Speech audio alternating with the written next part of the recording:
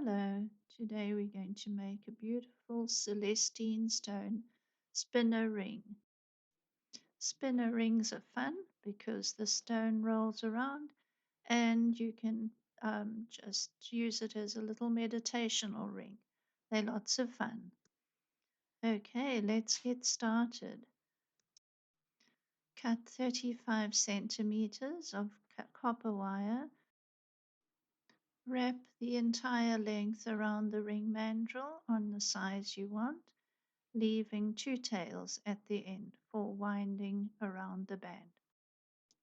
Those two tails will secure the band and it will also make the gap between which your stone will come, the focal stone. Between each of those wraps, leave a gap of 1 inch or 3 centimeters. This is again where the focal stone comes. You can use different wires here. You could use a brass wire, silver wire, copper, it doesn't matter.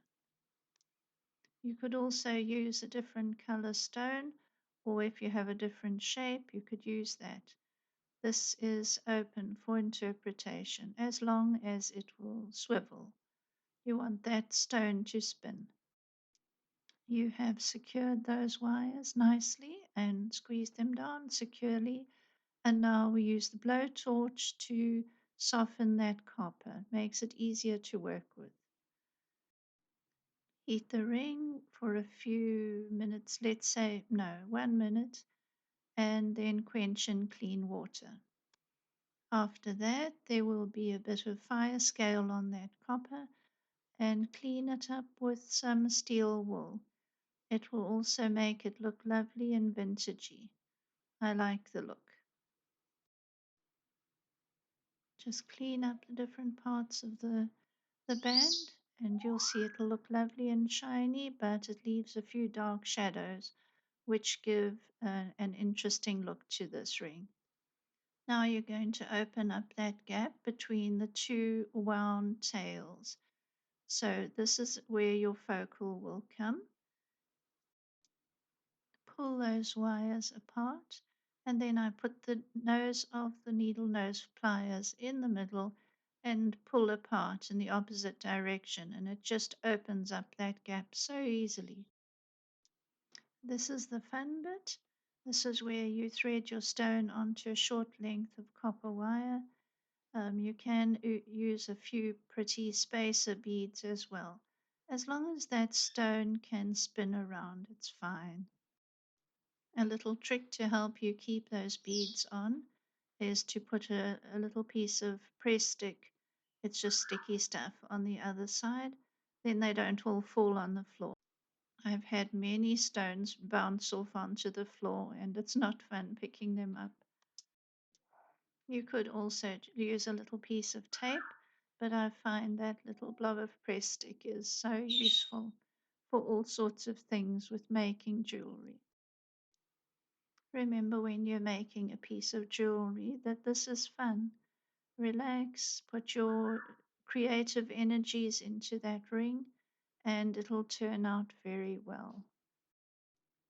Now you're attaching those ends of the piece of wire onto the sides of your ring. Wind them around, make sure that they have no snags on them. I give a little curl to the end of it, bring it up on top, and give it a little curl and then squeeze down. And it's all it needs. I don't think it needs anything else. Repeat that process of joining the little piece of extra wire onto the end of the spinner area. And so that is on each side of the stone. And it leaves that middle piece free for the stone to turn around.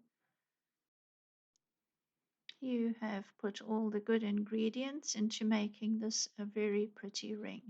Beautiful wire, good creative craftsmanship, and pretty stones.